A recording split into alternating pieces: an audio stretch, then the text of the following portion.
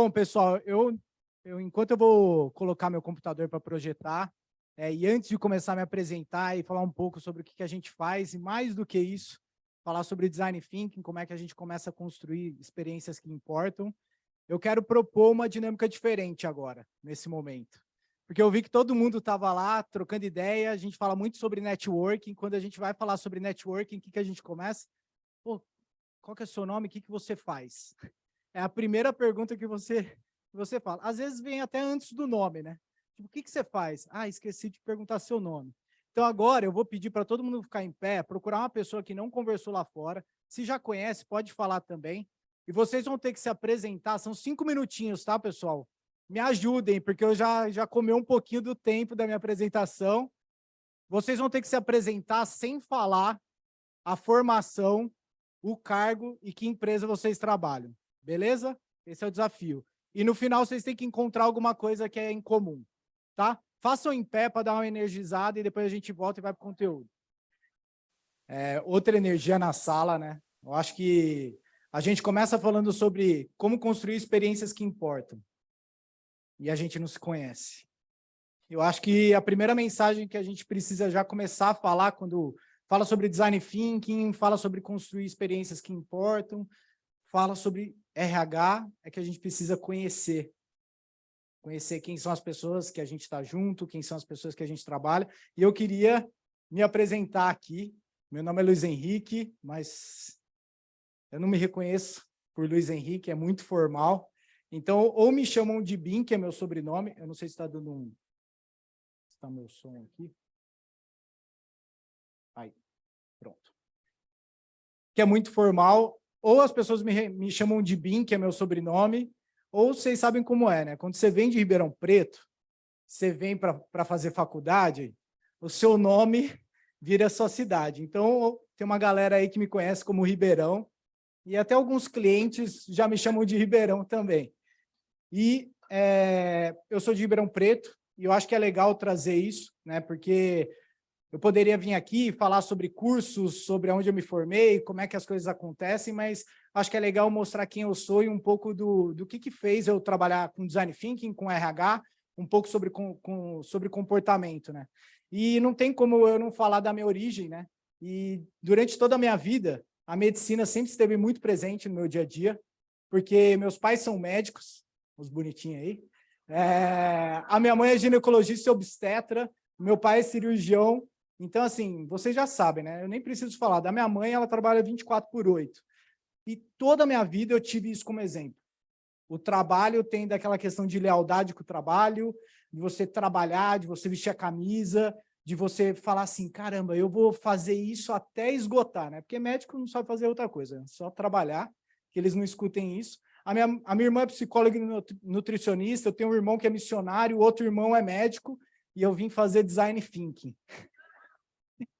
Gente, até hoje eu tento explicar o que eu faço, eles começam a falar de cirurgia, eu falo, beleza, paracetamol, estamos juntos, está tudo resolvido. Bom, e dentro desse processo, eu vim para cá, para São Paulo, com essa mentalidade, né?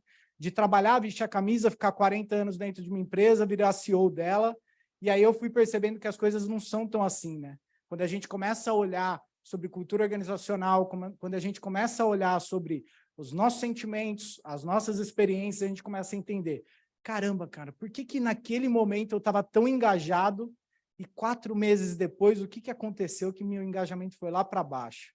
Eu não entrego esse tipo de trabalho, o que está acontecendo comigo, né? E aí foi fazendo essas perguntas que eu entrei em contato com o Design Thinking, conheci a Ecos, fiz o meu primeiro curso lá, me apaixonei tanto que eu virei e falei assim, Ecos, posso vir aqui no curso de facilitação sem receber R$1 e só ficar sentado no fundo da sala observando como é que vocês facilitam? Que eu achei tão incrível aquela questão de facilitação, eles falaram, pô, cola aí, vem aí. E eu fui lá, e aí comecei a me meter, né, que eu sou meio enxerido, comecei a falar, posso ir ali naquele grupo facilitar? Posso conversar, tirar a dúvida daquela pessoa? E aí eles me convidaram para ser facilitador. Hoje eu sou facilitador da Ecos de alguns cursos, facilito o curso de Design Thinking de especialização, e dentro desse processo eu também me conectei com uma outra pessoa, o Lê, que está aqui, meu irmão. foi obrigado a me convidar para ser padrinho de casamento dele, porque senão a sociedade acabava. E a gente se conectou por coisas que eu acho que hoje em dia a gente demora para perceber, né? Que são valores. E dentro desse processo de se conectar, a gente falou, cara, vamos construir alguma coisa diferente, vamos fazer alguma coisa diferente. E foi quando a gente construiu o Alma. Gente, eu já participei de vários eventos, não como Não palestrante, sei mas se como estão ouvinte. ouvindo a gente aqui Uma do das coisas que eu online. penso quando Acho fala que de não dá. experiência quando a pessoa Eu ia sobe falar da aqui, apresentação. só pensa em fazer um pitch de vendas sobre a empresa dela. Isso não vai acontecer hoje, gente. Fiquem tranquilos. Eu só quero falar que dentro desse processo de construir o Alma, o nosso propósito, no começo a gente não sabia muito bem o que fazer, mas a gente já tinha muito claro o nosso porquê, que é transformar a vida profissional em vida. Eu acho que a pandemia, dentro de todos os lados negativos, trouxe para tangibilizar, né, que a gente não tem, essa separação está cada vez menor, né, entre vida pessoal e vida profissional. Pô, minha vida pessoal está incrível, minha profissional está mais ou menos, minha profissional está incrível, minha pessoal está mais ou menos. Não, a gente carrega essas experiências, né? E nesses quase 5 anos usando o DT para transformar a vida profissional em vida, eu estou muito feliz porque a gente já teve mais de 60 projetos, mais de 3.000 pessoas impactadas diretamente. E o que eu mais gosto aqui, por trás de cada um desses logos, não é porque são setores totalmente diferentes, mas eu acho que cada história que tem por trás de cada um deles, né? Porque a gente está falando de ser humano, a gente está falando de pessoas. E eu pensei, cara, como é que eu posso, de alguma maneira, transformar esse momento para as pessoas que vão estar lá presentes? Como é que eu posso trazer uma experiência positiva para todo mundo que está aqui? Então, eu peguei algumas pessoas, eu agradeço muito você que fez isso, pegou lá no Simpla e colocou o que você gostaria de ver na palestra, o que você gostaria de aprender naquele dia. Eu li todas as respostas, clusterizei, usei algumas ferramentas de design, estou brincando, não é para tanto, mas cheguei em 4 objetivos. Então, meu objetivo aqui é falar sobre esses 4 pontos com vocês. Primeiro, por que criar experiências que importam, o que é design thinking, como aplicar e por onde eu começo. Eu sei que a gente tem níveis diferentes de conhecimento sobre cada um desses temas, e vocês não sabem a dificuldade que é trazer uma apresentação que ela tem uma amplitude, mas também tem uma profundidade. Porque você olha e fala assim, não, mas esse slide é importante, eu vou colocar. Aí virava para o Lei e falava, o que você acha? O que você acha? Ah, você vai demorar 10 minutos para explicar esse slide. Eu falava, mas eu tenho um, não dá, vou mudar, né? Então, meu objetivo é passar por cada uma dessas frentes, né? E aí eu queria começar falando um pouco do por que criar experiências que importam. Por que a gente cria experiência que importa para os outros? Eu acho que a resposta mais fria que eu poderia dar para vocês, e talvez uma resposta dura para o público que está aqui, e que para pessoas que eu sei que são apaixonadas por resolver esse tipo de dor no dia a dia, é que a gente, no último estudo da Gallup ainda, a gente só tem 21% das pessoas que estão realmente engajadas no ambiente de trabalho. A gente está com taxas de ansiedade as maiores, depressão as maiores, burnout as maiores. Eu acho que alguma coisa a gente aqui tem o poder de fazer diferente para mudar essas taxas. E se tem um público que... nem público não, né? Pessoas que têm esse poder são pessoas que trabalham com gente, que são vocês. Então, acho que o potencial de crescimento, de ação, do que a gente pode fazer diferente, está aqui dentro dessa sala, né? E eu gosto muito dessa frase do Thiago Matos, eu acho que alguns de vocês já devem conhecer ele, que ele é professor da Singularity, ele é o único brasileiro corpo docente da Singularity, que ele fala, quem não pensa sobre o futuro resolve o presente com as ferramentas e habilidades do passado. E se a gente está querendo construir experiências para gerações que estão vindo, para pessoas que estão vindo, a gente precisa olhar para o futuro com outros olhos. E olhar para o futuro também traz uma questão da gente entender o que fez a gente chegar até aqui. E a gente tem uma jornada e tanto, né? Nos últimos anos, a gente passou por anos muito difíceis. Foram os anos da digitalização, onde a gente falou de digitalizar processos manuais, burocracia, das relações, onde eu tive que falar com meu irmão da Tailândia pelo FaceTime, com meu pai que estava em Barretos, e ter uma convivência totalmente diferente do que eu sempre tive com eles. E dentro de toda essa jornada, todo mundo passou por novas experiências, né? Não existiu nenhum tipo de barreira geracional. Foi uma das únicas coisas que aconteceram no mundo que aconteceu com todo mundo. Não foi só com aquela geração. Eu sei que quando a gente fala geração, já tem um monte de gente falando de geração Z, povo que só se conecta com propósito. Tem muita coisa que a gente vai falar hoje. E aí a pergunta que eu faço, né? Que histórias que estavam por trás de cada telinha ou voz dos times? Quais são as histórias? Que muitas vezes, falando sobre criar experiência, eu vou por fazer, eu vou criar. Mas eu estou criando para quem? Eu estou criando porque eu acho que aquilo seria legal, eu estou criando porque eu conheço as pessoas, né? E, olhando, teve um outro fator. 2020 foi o primeiro ano onde a gente teve a junção de 5 gerações diferentes no ambiente de trabalho. Tradicionalista, baby boomer, X, Y e Z. E aí a gente começa a entender, caramba, mas se eu for criar experiência para um, como é que eu crio para o outro? Qual que é a necessidade? Como é que eu entendo isso? Como as coisas acontecem? E aí a pergunta que eu começo a fazer, né? Como é que a gente motiva as novas gerações? Como é que a gente atrai esses novos talentos? Como motivar a minha equipe? O que é a experiência que marca para cada uma dessas pessoas, né? E a gente, né, eu e o Lê, a gente sempre fala muito isso, né? Que a experiência do cliente, ela começa pela experiência do colaborador. E é muito legal quando eu falo essa frase, tem um monte de gente que faz assim com a cabeça, né? Porque eu acho que são pessoas que lutam diariamente para falar assim, caramba, precisamos ter coerência. O que a gente fala para fora, a gente precisa fazer para dentro, né? Mas será que a gente realmente está fazendo isso? Bom, então a gente fala sobre a experiência do cliente, começa pela experiência do colaborador. E por falar em experiência, será que realmente a gente está olhando para isso? E eu fui fuçar sobre alguns dados, né? Eu peguei e falei assim, cara, vou colocar no Google Trends aqui, quanto que estão pesquisando sobre Customer Experience, quanto estão pesquisando sobre Employee Experience e quanto estão pesquisando sobre Employer Branding. E aí, o que eu encontrei? Isso daqui. Então, quando a gente fala da experiência do cliente, começa pela experiência do colaborador, mas tem um outro ponto aqui, né? Employer Branding ainda está na frente de Employee Experience. E Employer Branding é o quê? A estratégia da minha marca empregadora. É para quem? Para fora. E aí eu falo assim, cara, se nem nas pesquisas a gente está com Employee Experience antes do Employer Branding, de fato a nossa visão está totalmente voltada para fora. Não é uma verdade absoluta para todo mundo, mas a gente começa a olhar um pouco de padrão. Que mais importante do que olhar para a minha marca empregadora é eu garantir que as pessoas que trabalham dentro da minha empresa estão vivendo uma boa experiência, né? E então, é muito nítido, né? Employee Experience, ele precisa deixar de ser uma tendência e começar a ser a realidade. A gente precisa começar a colocar as pessoas no centro da nossa decisão. Quais decisões que a gente está fazendo todos os dias que são decisões pautadas em dores, necessidades humanas? Se eu chegar no final do dia e falar assim, cara, o que eu resolvi hoje? O que eu resolvi hoje? Resolveu a dor de quem? A gente sai com essa resposta?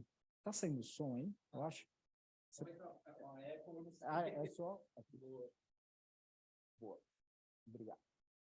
Então, a gente precisa entender que a experiência tem várias oportunidades para a gente, para colocar o ser humano no centro. A gente tem toda essa jornada que todos os colaboradores passam dentro das empresas e eu posso pegar aqui qualquer uma e escolher. Escolhe qualquer uma, onboarding. Como é que a gente traz um onboarding onde a experiência marca as pessoas? Quais são os aspectos do onboarding que faz sentido? E aí, quando eu olho para o onboarding, eu preciso quebrar por gerações? Não necessariamente, eu preciso entender sobre gente. Então, aqui, quando a gente fala de colocar o ser humano no centro, eu já começo a pedir para vocês refletirem, dentro do contexto de cada uma de vocês, qual desafio vocês querem solucionar, né? A gente está no melhor momento para colocar design thinking, para aplicar design thinking no RH. A gente tem oportunidade, a gente tem desafios, a gente tem uma necessidade de aprendizagem muito grande, a gente precisa se conectar com as pessoas, a gente precisa dar autonomia, porque agora é híbrido. Então, como é que a gente se conecta e traz essas experiências? Através do design. E eu acho que é interessante a gente falar, quem aqui já teve contato com design thinking ou já passou por um processo de design thinking dentro da empresa ou fora? Boa. Show. Porque vocês já sabem que design não são post-its, né? Que post-it Pô, eu também adoro, a sala fica bonita, dá umas fotos legais para o Instagram, mas o post-it é só uma ferramenta. Ele é uma ferramenta que ele ajuda a gente a sintetizar todo o pensamento, né? E a gente começa a olhar o design, eu sempre pego essa frase do Tim Brown, porque ele fala que design é sobre colocar as pessoas no centro da decisão. É uma forma de pensar, é uma abordagem empática e criativa para resolver qualquer tipo de problema de maneira rápida e colaborativa. Acho que tem um ponto muito importante aqui dentro dessa frase. Qualquer tipo de problema. Qualquer tipo de problema. Qual o problema que a gente tem dentro das nossas empresas? A gente consegue utilizar o design nesse processo. Porque o design é a forma como a gente aborda esse problema no nosso dia a dia. É a forma como a gente olha para isso, né? É ter uma intenção. Design é ser genuíno, né? É pensar sobre o que se faz, para quem e com quem se faz. E eu poderia falar sobre várias coisas de design, mas eu não tem como, né? A medicina não sai de mim. E eu vou trazer um case para vocês, que é um dos cases que mais mexeram comigo nesse processo de aprendizagem para entender o quanto eu sou conectado com design, o quanto eu sou apaixonado por design. Que é o case do Doug Dietz. Doug Dietz, ele é um engenheiro que ele fez uma ressonância magnética, uma nova máquina de ressonância magnética. E aí eu queria que alguém contasse quem aqui já fez uma ressonância magnética, o exame. Como que foi a experiência? Horrível. Por quê? Barulhenta, o que mais? Frio. Fica imóvel, o que mais? Oi? Da fobia. E aí ele passou anos da vida dele desenvolvendo uma nova máquina. E era a máquina mais tecnológica que a GE já fez. E ele estava um dia andando no hospital e ele se deparou com uma cena que mudou a percepção dele sobre a experiência. Ele se deparou com essa cena aqui. Se para a gente é difícil, imagina para uma criança. Parar lá, ó, fica paradinha meia hora, fala com uma criança de 7 anos, meia hora com esse barulho no seu ouvido e que daqui a pouco acaba. E aí o que acabava acontecendo? Atraso e o pior de tudo, tinha que sedar a criança para as coisas acontecerem. E os pais se olhavam e falavam assim, caramba, mas o que está acontecendo? Por que isso está acontecendo? E aí ele falou assim, cara, eu desenvolvi um negócio incrível, mas que traz uma experiência péssima. E aí ele começou a entender a jornada. E ele falou, e se eu pudesse ressignificar esse momento, né? Se eu pudesse fazer diferente? E aí ele começou a pensar e ele falou assim, cara, eu vou treinar uma equipe de enfermagem para na hora que a criança chegar para fazer exame, ela contar uma história. E começar a falar assim, olha, bem-vindo ao mundo mágico, onde você vai viver uma experiência incrível, você vai entrar numa sala mágica e você vai entrar num submarino e precisa ficar em silêncio, senão... E aí inventava toda aquela história. Gente, quem não ama contar história para criança? Ressignificou o trabalho da equipe de enfermagem. Beleza. Depois de contar, a criança entrava numa sala dessa daqui. A criança entrava e falava assim, caramba, eu vou entrar nesse submarino ou nesse aquário. E aí, toda a moral da equipe, toda a alegria de fazer parte daquele momento, as pessoas do hospital falavam, nossa, tem uma criança para fazer uma ressonância. Era muito mais legal do que fazer em adulto, né? E aí, a criança passava por essa experiência. Diminuiu em cerca de 80% o nível de sedação em criança.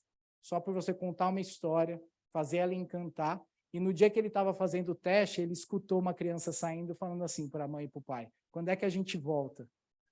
Então, são experiências como essas que marcam. E agora eu pergunto, quanto deve ter sido investido para fazer essa máquina? Milhões de dólares. Quanto custou para adesivar uma máquina? Criar a experiência que importa leva dinheiro? Então, gente, esse é o mito número 1. As pessoas não estão preocupadas em quanto você gastou para construir aquilo para elas. Se for genuíno e tiver intenção e tiver entendendo as necessidades das pessoas, você pode gastar R$10 que você vai ter o impacto que você quer. Bom, e aí eu lembro também de uma história que não tem como eu não contar, o Lê já ouviu umas 400 vezes essa, que quando eu vim para Ribeirão, interior, morria de medo, fui para o meu primeiro dia na faculdade. Aquela festa e tal. Como é que a gente se sente no primeiro dia da faculdade? Deslocado, o que mais? Se vem do interior, então, com vergonha,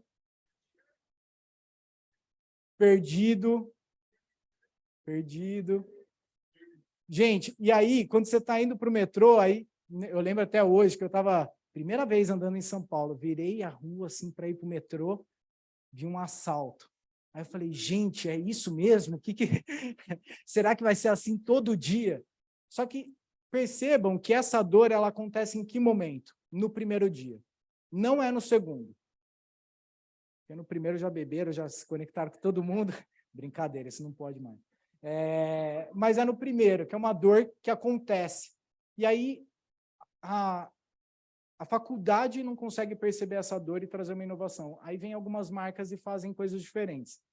O vídeo não está traduzido, mas ele é super autoexplicativo. Eu queria mostrar uma solução de experiência para resolver exatamente essa dor no dia a dia. Vamos botar o som.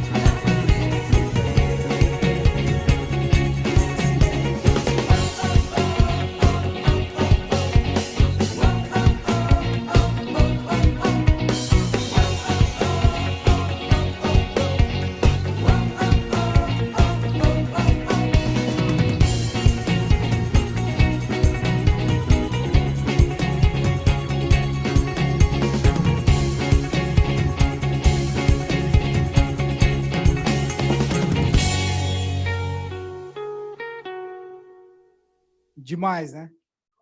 É muito legal. Sempre tem umas pessoas que falam assim, é só pegar duas e faz você mesmo. Mas, pô, povo chato, né? Bom, mas, gente, eu acho que não sabe brincar, não sabe brincar. E aí, quando a gente olha, eu acho muito legal isso, porque é uma dor que é específica em um momento. Vamos trazer para o nosso contexto, qual momento acontece que é uma dor específica no primeiro dia? Onboarding. Gente, resolveu o primeiro dia do onboarding, resolveu acho que 70% da experiência que a pessoa tem, a conexão, e a gente já sabe qual o impacto que tem o primeiro dia dentro da motivação e do engajamento das pessoas. Então, já fica aqui, né, um primeiro convite. Eu vou trazer algumas ferramentas, por que não começar falando assim, vamos rever o primeiro dia do onboarding para uma pessoa? Para a próxima pessoa que for contratada, a gente vai fazer um primeiro dia diferente. Não vai levar mais do que meio período de reuniões para desenhar um negócio que vocês vão se orgulhar e falar assim, caramba, eu não vejo a hora de contratar mais gente para eu fazer essa atividade, né? Então, eu quero, agora que eu falei um pouco do porquê que a gente tem que olhar, tem que começar a construir experiências que importam, o que é design, como é que a gente coloca isso em prática, né? Eu gosto muito do processo do design, porque ele combina a nossa capacidade de repertório, conexão, a nossa parte analítica para a parte intuitiva. Ser humano, gente, não dá para ser duro o tempo todo. A gente precisa trazer um pouco, colocar o coração um pouco na mesa e às vezes virar e falar assim, cara, vamos por esse caminho, vamos por esse caminho. E essa é a parte da tua intuição que fez eu me apaixonar muito pelo processo de design. E dentro do Design Thinking, se vocês colocarem lá no Google, vão aparecer 450 tipos de framework, ferramentas e um monte de outras coisas. A gente escolheu o duplo diamante, porque ele traz de uma maneira muito simples como é que a gente vai abordar e como é que a gente usa o design no nosso dia a dia. Primeiro ponto é que ele traz na sua própria forma como é que a gente tem que pensar. Divergir, convergir, divergir, convergir. Então, eu abro o meu campo de opções e escolho para onde eu vou trabalhar.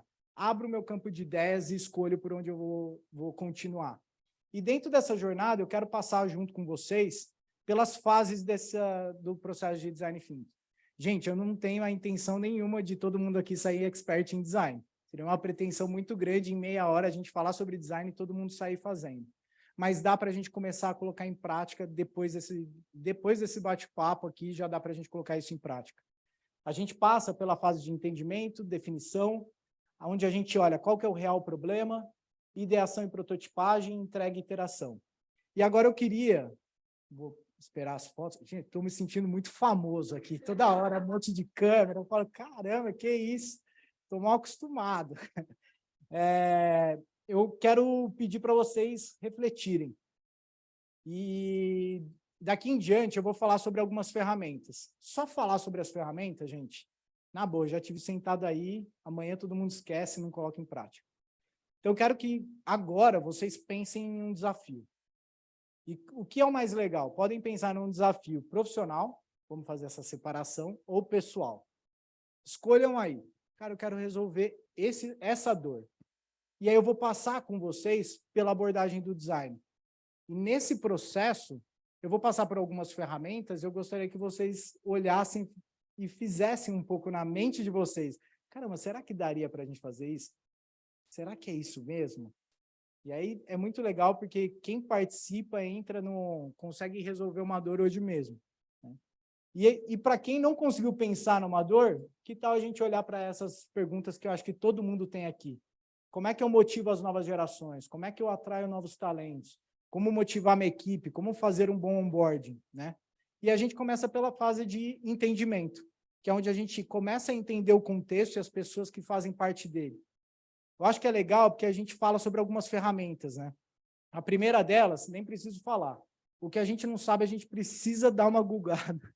Entrar no Google e pesquisar e falar, deixa eu entender um pouco mais. Quando vocês conhecerem alguém que fala, eu tenho certeza disso, a pessoa não conhece nada do contexto. Isso é uma verdade absoluta, tá? Isso é estudo. Quando a pessoa fala, nossa, eu tenho certeza que isso vai dar certo, quer dizer que ela tem um nível de profundidade tão baixo naquele contexto que só o que ela sabe é uma verdade absoluta. Segundo ponto, pesquisa. Conversem com as pessoas que fazem parte desse contexto. Muitas vezes a gente vai conversar com algumas equipes de RH e a gente fala assim, com quantas pessoas vocês conversaram, fizeram one-on-one no mês passado? Bim, não temos tempo, cara. É processo, é não sei o quê. Mas, nem no cafezinho, cara, no café, o pessoal dá uma desabafada, mas eu sou do RH, né? E fica difícil conectar. Gente, a gente precisa conhecer as pessoas. A dinâmica que mais gera impacto em quase todos os jornais, a que mais é muito forte, né? Mas uma dinâmica que gera muito impacto em todos os workshops que a gente faz com Alma é essa de se apresentar. Cara, eu trabalho com você há 2 anos, eu não sabia, eu também tenho um cachorro, sou pai de pet, pai de planta, aí começa. Aí eu tenho que segurar a galera. Mas é muito engraçado como a gente perde a nossa capacidade de se conectar e o quanto o home office também tem isso muito forte. Gente, a gente precisa parar de chamar as pessoas... Valeu. A gente precisa parar de chamar as pessoas pelo sobrenome do trabalho. A Ana do marketing, o João do financeiro. Gente, é o João, é a Ana. Se eu não consigo me conectar com as pessoas que estão dentro do meu dia a dia, resolvendo as mesmas dores que eu estou tentando resolver, então é um pouco a gente chama de provocação amorosa, que a gente faz aqui, porque é um processo que a gente precisa começar a fazer. E tem uma matriz que eu gosto muito, que me ajuda a clarear a minha vida, e eu uso muito mais na minha vida pessoal do que no trabalho, quando eu tenho uma dor em relação a alguns dos meus irmãos, eu falo assim, cara, o que que eu tenho? Quais são as 5 principais certezas em relação a esse tema, esse desafio? Quais são as 5 principais suposições? O que que eu acho? E aí, se for uma briga com alguém, você fala, eu acho que ele está errado. Quais são as 5 dúvidas que eu tenho em relação a esse desafio? Quando a gente começa um novo processo, onboarding. Quais são as 5 certezas do meu onboarding? O que que eu sei sobre ele? Quais são as 5 suposições? Eu acho que ele é legal.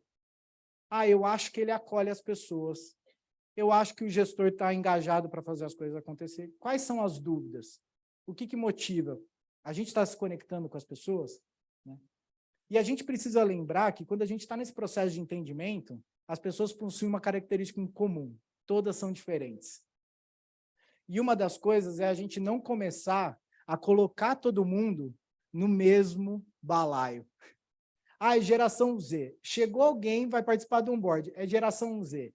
Ixi, nem vai durar. Daqui a pouco está trocando para uma outra empresa que muda o mundo, é propósito, ou é tecnologia. A gente não pode fazer isso. A gente que está aqui. De colocar as pessoas nesse mesmo patamar de, se é geração Z, eu vou olhar dessa forma. Porque por trás de cada uma daquelas pessoas tem experiências, tem histórias que transformaram elas, que não necessariamente são esse padrão. Pode ser um padrão geração Z, mas tem tanta coisa a mais. Eu vou resumir aquela pessoa naquilo. É tão pequeno. Então, essa etapa de entendimento é a gente aprofundar isso, a gente se conectar com as pessoas, né? Depois que a gente entende, a gente vem para essa etapa de definição, que para mim é a etapa mais difícil, que é o momento da gente definir qual é a real dor que eu quero solucionar. Se eu estou falando que meu onboard é ruim, qual que é a dor que eu quero solucionar? Eu acho que as pessoas não estão se sentindo acolhidas dentro desse processo. Como é que eu faço isso de uma maneira diferente?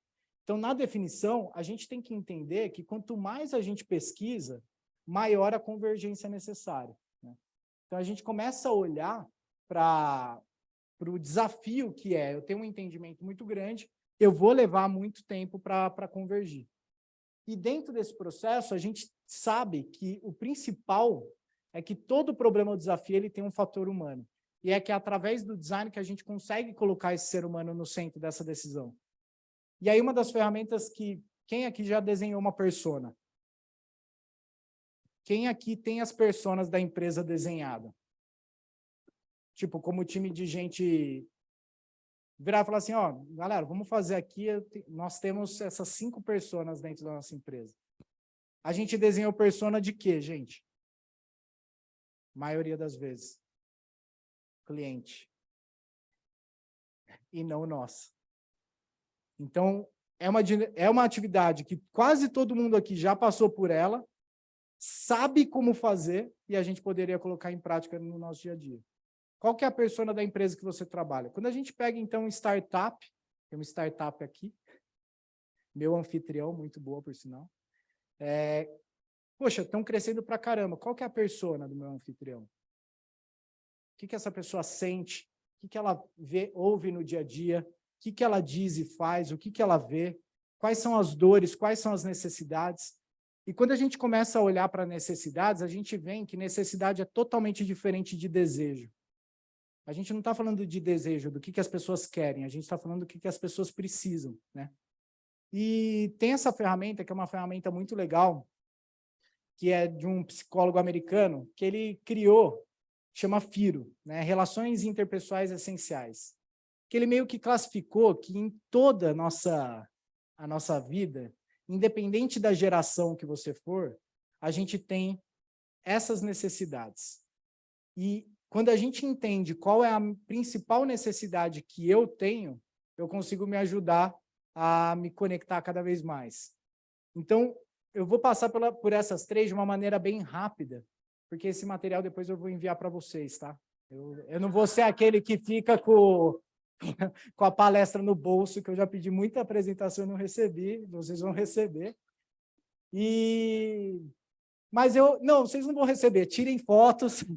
Estava me sentindo mal bem, pô, obrigado, Pedrão. Não parem. Mas, gente, uma das principais necessidades, aqui a gente não quebra por geração. A gente consegue olhar todo mundo da mesma forma. Inclusão, como é que a pessoa gostaria de se sentir valiosa? Qual que é o medo? Ser excluído. O que desperta? Excluir, ser agressivo. O que você pode fazer para atender às necessidades dessa pessoa? É aquela pessoa que, quando você convida para almoçar, aquela pessoa que vira e fala assim, pô, eu dou bom dia para o pessoal na empresa, ninguém responde, e fica triste com isso. É uma pessoa que tem essa necessidade de inclusão. A segunda, de controle. Como que gostaria de se sentir competente? Qual que é o medo? Ser considerado incompetente, ser humilhado. O que desperta? Ser passivo ou dominante demais? O que você pode fazer para atender às necessidades? Dar opções, agradecer, dar feedback sobre as contribuições, criar um senso de autonomia. É uma pessoa que quer fazer. Ela não está se preocupando muito com o bom dia, mas você vira e fala assim, o que você acha desse projeto? Bora fazer junto? Você motiva essa pessoa, independente da geração. Afeição. Como que a pessoa gostaria de se sentir? Amada. Qual é o medo? Ser rejeitado. Eu já comecei a escutar um. Sou eu esse. Medo, ser rejeitado. O que desperta o medo? Diminuir. O que você pode fazer para atender a necessidade? Demonstrar o quanto você valoriza, estar aberto, validar as suas contribuições. Gente, isso daqui, para mim, é um dos principais slides dessa apresentação.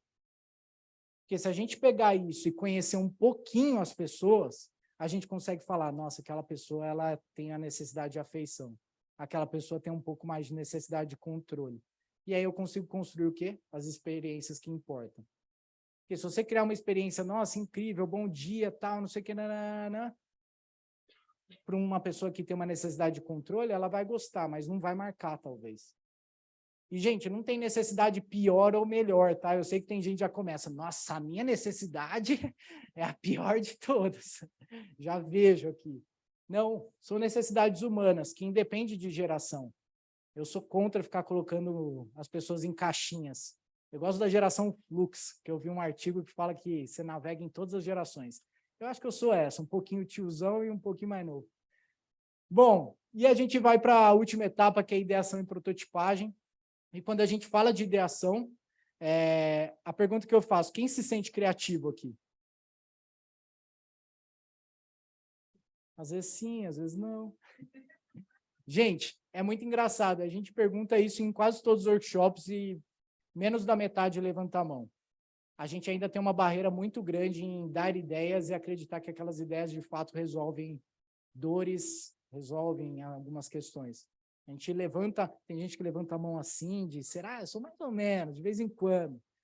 A gente precisa entender que criatividade ela está conectada em a gente pegar o nosso repertório e conectar ele. E uma das formas de quebrar a criatividade, e aí eu vou dar até 30 segundos para vocês lerem, vocês vão escolher qual dessas frases vocês, daqui 2 slides, que vocês falam diariamente, tá? Diariamente. Porque na ideação a gente tem que começar primeiro pelo que é desejável. Antes de começar a falar, a gente não tem dinheiro, isso não dá, isso é tecnologia, não sei o que, a gente começa pelo que é desejável. O que a pessoa precisa? Eu pego muito o exemplo da ressonância magnética, gente. Se perguntassem para as pessoas, o que você faria? Eu investiria milhões de dólares para diminuir o barulho. As pessoas não falam, tipo, adesivar. E adesivar é muito mais barato. Então, às vezes, para nisso, porque falar isso é tecnicamente inviável, isso é financeiramente inviável, mas, cara, não é o que a galera está precisando, né? E aí eu quero que vocês olhem essas frases e escolham a frase que vocês mais falam no dia a dia de vocês, tá? São os matadores de criatividade.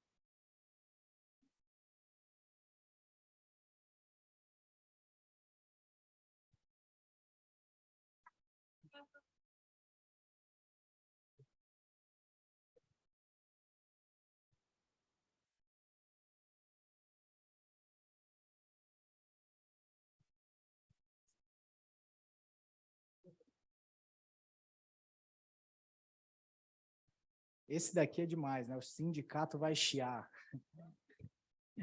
Se não está quebrado, não conserte. Qual que era o que eu mais amava? Cadê? Não brinca. Esse, para mim, é demais. A pessoa te dá uma ideia, você fala, pô, não brinca. Vamos voltar para o que importa. Então, gente, eu sei que todo mundo aqui fala diariamente alguma dessas frases. Várias. E principalmente quando a gente está no momento de dar ideia. E aí, eu gosto de... Volta.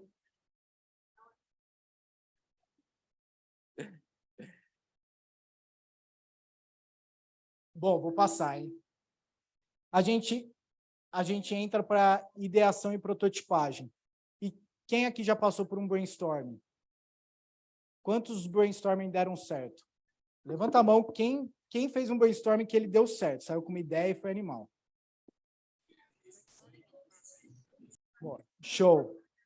Gente, tem uma das coisas que acontece em brainstorming que a gente precisa ter um cuidado, que é uma ferramenta que todo mundo conhece, que é começar pelo brainstorming e não pelo brainwriting. Porque o brainwriting é a gente pedir para as pessoas individualmente escrever o máximo de ideias que elas consigam. E a gente quebra um padrão de comportamento, que é aquela pessoa vendedora. Sabe aquela pessoa vendedora? Que entra na sala, você já sente energia, ela começa a escrever, ela meio lê, começa a escrever e fala assim, gente, achei, essa é a ideia. E começa a vender a ideia como sendo... E aí você fala, não, mas é um brainstorming, vamos construir um em cima da ideia do outro. Aí você vê, virou um pitch de vendas. Tipo, essa é a minha ideia melhor, essa é a outra ideia. Então, o brainwriting, mesmo com aquelas pessoas que são um pouco mais tímidas, você dá a oportunidade de todo mundo ter o mesmo tempo de fala. E esses são detalhes que a gente não percebe no nosso dia a dia. A gente começa a fazer e fala, mas eu estou fazendo brainstorming e não está funcionando. Por quê? Qual é o tempo de fala das pessoas que estão lá? Aí você sai dessa reunião, aí a pessoa que estava lá e estava tentando que nem doida falar um post-it, vira e fala assim, e aí depois dizem que o nosso valor é diversidade. Por quê? Incoerência entre o que fala e o que diz. Porque essa é a experiência que a pessoa está sentindo no dia a dia, né? E quando a gente fala de como escolher, essa é a matriz que eu amo, é a melhor matriz que eu acho para tomada de decisão. Para começar a aplicar design, quais das ideias geram mais impacto com baixo esforço? Comecem por elas. A gente, às vezes, se encanta muito com as que têm muito esforço e muito impacto, né? Vamos reformular o sistema inteiro, nananana. Começa pequeno, é o adesivo. Custa pouco, dá para fazer rápido, está aqui. Comecem por essas, tá? E a gente entra na entrega e iteração, onde a gente está falando de aprender a iterar. Gente, eu não vou entrar nessa profundidade aqui, porque aqui a gente começa a combinar o quê? Agilidade. São as ferramentas ágeis para fazer as coisas rodarem. Scrum, Sprints, começa a usar Kanban, obrigado. Kanban, né, para olhar para as coisas e, de fato, fazer com que elas funcionem, que elas rodem, e não fique só no papel. Então, esse momento aqui é de usar habilidades que eu sei que muitos de vocês já têm, de todas essas ferramentas agiles que o tempo todo a gente está aprendendo, esse é o momento de usar. Como é que eu mensuro? Como é que eu testo? Como é que eu aprendo? Como é que eu aprendo rápido?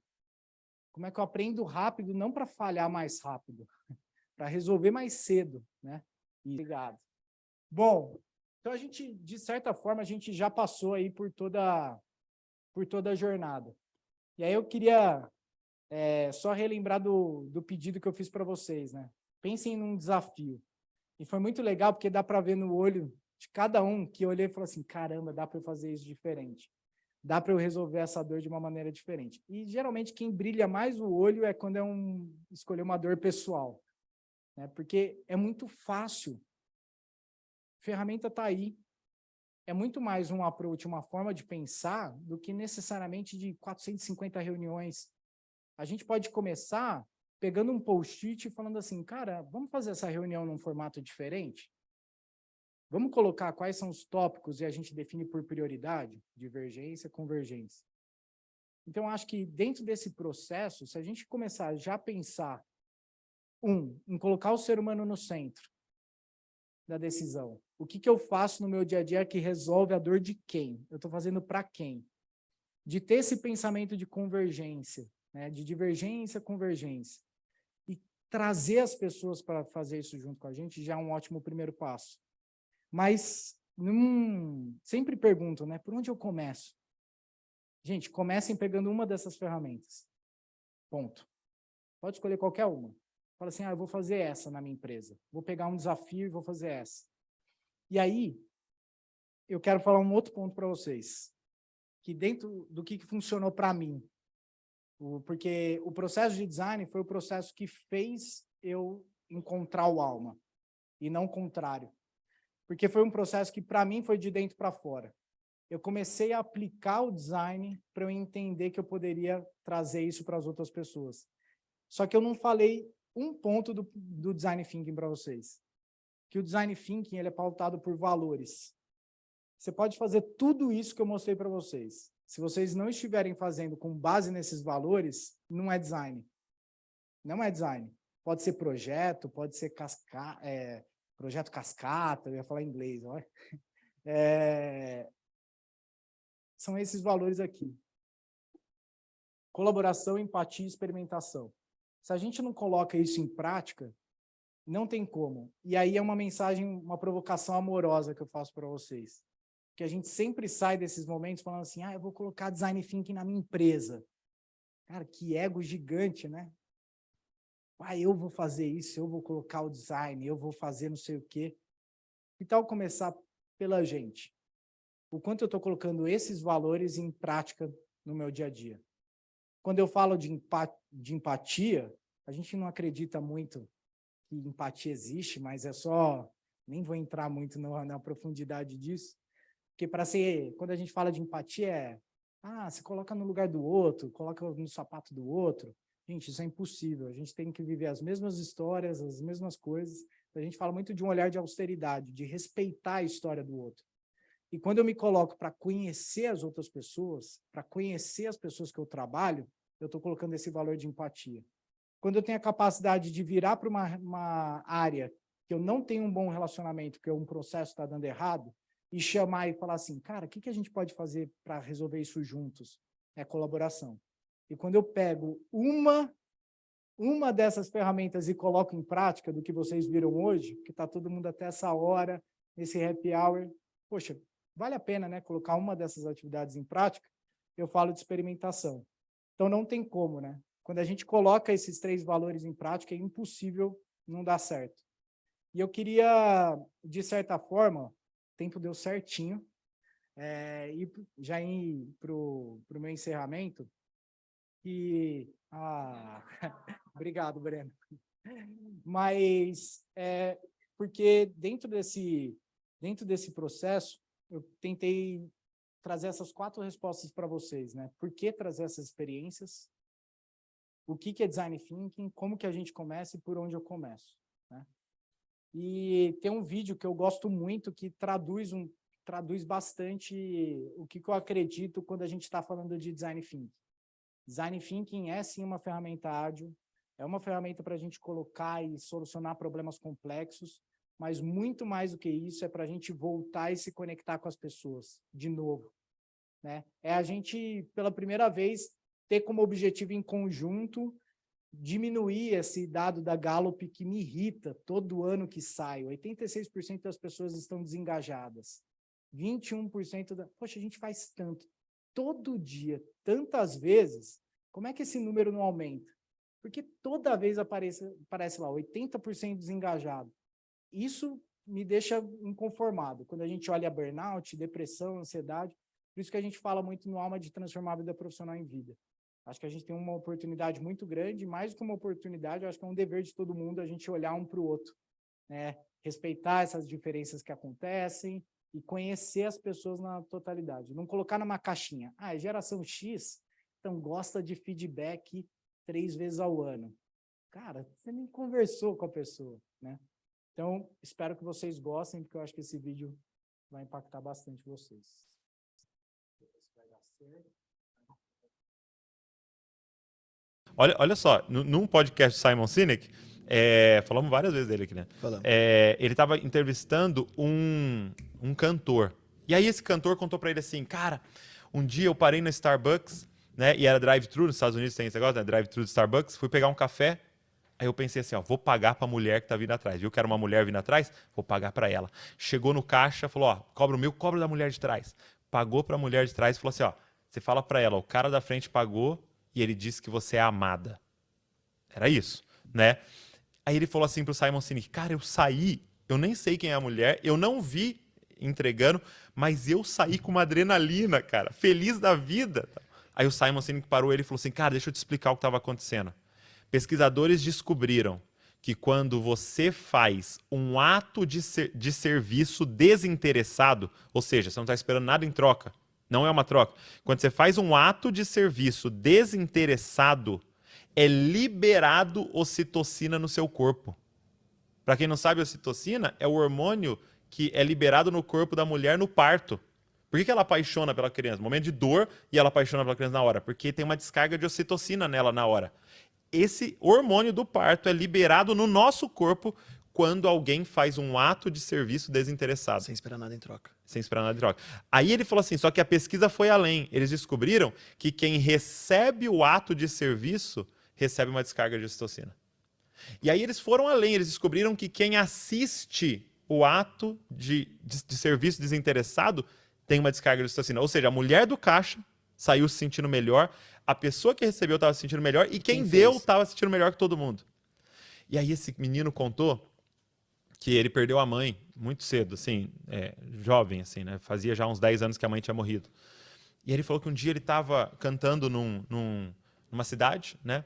E aí ele estava hospedado num hotel, e aí ele foi tomar café da manhã no hotel e entrou 3 mulheres. E aquelas mulheres lembravam a mãe dele. Ele se lembrava da mãe dele, não sei por, ele falou assim, não sei porquê, quando eu bati o olho, me lembrei da minha mãe e bateu uma saudade. Falei, poxa, como eu queria tomar um café pra minha mãe, pagar um café para minha mãe. E aí me veio um pensamento. Sua mãe morreu, não está mais aqui, mas as 3 estão. Paga para elas um café, ué. Ele ficou meio acanhado, tipo, não sei se eu vou, tal. Aí tomou coragem, levantou e foi. Aí ele chegou lá, falou assim para as mulheres, né, me perdoa, incomodar, tal. Mas, cara, quando vocês entraram, eu lembrei da minha mãe. Faz uns 10 anos que minha mãe morreu e me deu uma saudade, vontade de tomar um café com ela. Será que eu poderia pagar o café de vocês? Aí ele disse que uma delas levantou, andou assim, deu a volta na mesa, andou, parou na frente dele e falou assim, o meu filho morreu semana passada e ele tinha exatamente a sua idade.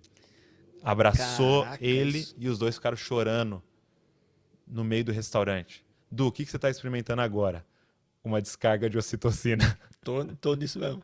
Você tá ocitocinado agora. Eu tô com uma descarga de ocitocina e cada pessoa que tá aqui nessa live tá com uma descarga de ocitocina. Por quê? Porque a gente foi feito para servir. Isso é cura. Cara, você tá no momento de depressão, depressivo, num quadro, você tá ansioso, você quer saber como melhorar? Serve alguém. Sem esperar nada em troca. Sem esperar nada em troca. Esse é o erro, né?